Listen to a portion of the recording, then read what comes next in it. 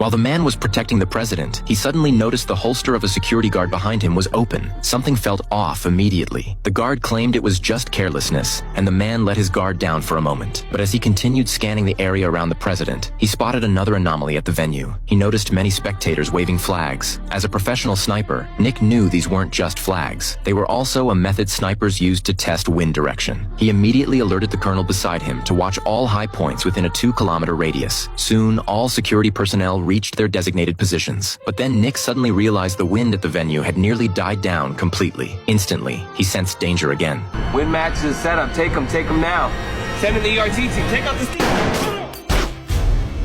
Only then did Nick understand this protection assignment was actually a conspiracy against him. Fortunately, he jumped out the window just in time, but he knew he had to get out of there fast because he'd become the target of a citywide manhunt. Ground, sea, and air forces were all locked onto him. He hadn't gotten far when he ran into a cop. To avoid capture, Nick quickly subdued the officer and desperately explained he'd been framed. He snatched the cop's gun, took his car, and sped away. But the streets were crawling with officers hunting him down, and Nick had taken a bullet. He couldn't get far. To dodge police surveillance, he drove straight into a car wash, climbed into the back seat while the car was being washed, quickly bandaged his wound, then bolted from the car wash. But the police had already identified Nick's vehicle and soon pinned down his location, cornering him under a bridge. As police cars closed in, Nick slammed it into reverse and drove straight into the river without hesitation. By the time the police arrived, Nick had vanished. Using a large boat as cover, he temporarily escaped capture, but he couldn't let his guard down. He stole another car and drove away from the bridge area. Knowing the police were now focused on the river, Nick successfully escaped the city and headed straight to his ex-girlfriend's place since she was a doctor. When she saw Nick, she was terrified. She'd seen the news about him being wanted, but their past relationship ran deep,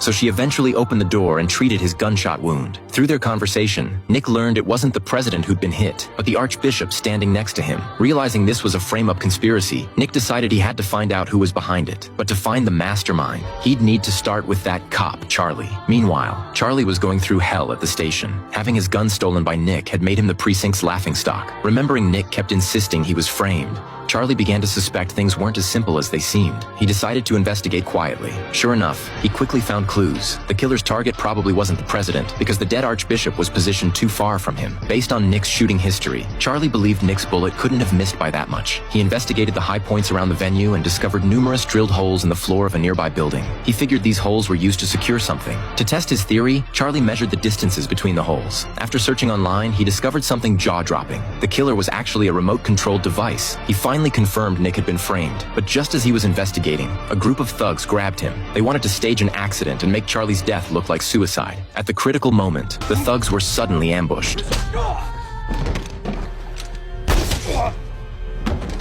The shooter was Nick. He'd been secretly tailing Charlie for days and saved him. The two reached an understanding and decided to work together to find the mastermind. They headed to an estate where an exceptional weapons manufacturer lived, someone who dealt with many of the world's top assassins. Nick got straight to the point, asking who else could snipe a target from 2 kilometers away. The old man said there were only 4 people in the world, but 2 were dead. Besides Nick, there was one whose whereabouts were unknown. Hearing this, Nick immediately had a suspect in mind, the disabled man staying with the old black guy. What he didn't know was that the old black guy had already sent people to Nick's girlfriend's house and kidnapped her. After learning his girlfriend had been abducted, Nick and Charlie quickly hit up a supermarket, bought some tools they'd need for an assault, then quietly made their way to the estate where the killer was staying.